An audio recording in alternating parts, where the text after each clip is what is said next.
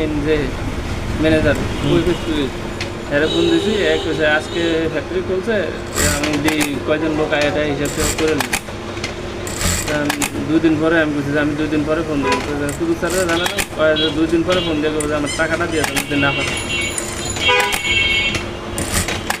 এখন ধরো এখানে কয়টা জিনিস ঠিক আছে এটা খেয়াল করবা, কয়টা জিনিস আমার এখানে নাইফের অ্যাডজাস্টিং আমার এখানে সোজা আমার ধরো আমার এদিকে যেমন সোজা ধরো নাহলে ওই করে যাবো ওই এখান থেকে ধরো এখানে কয়টা জিনিস আমার খেয়াল করতে হইব। 1 নম্বরে খেয়াল করতে হবে আমার টেকআপ লিভার পজিশন উপরে আছে কিনা, হ্যাঁ যখন উপরে থাকবে এই পজিশনে আমার এখানে এই মাটা ক্লিয়ার আছে একুরেট থাকবে মাটা ঠিক আছে কিনা।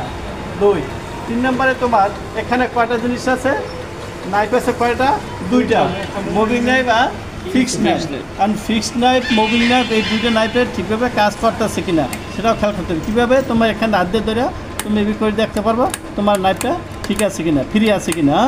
আর নিচে একটা কালো পাতি আছে ওটার নাম কি থ্রেড পার্টিশন, ওই থ্রেড পার্টিশনের কাজ করে কিনা। তাহলে যেমন যদি থ্রেড পার্টিশন না থাকে ঠিক না থাকে তাহলে কি হবে সুতো ছোটো হবে বড় হবে কাটবে না ছেঁচড়াই যাবে বিভিন্ন সমস্যা হবে। আর যদি ফিক্সড নাইফের ধার না থাকে তাহলে সুতো ছেঁচড়াই কাটবো না, বুঝতে পারছি।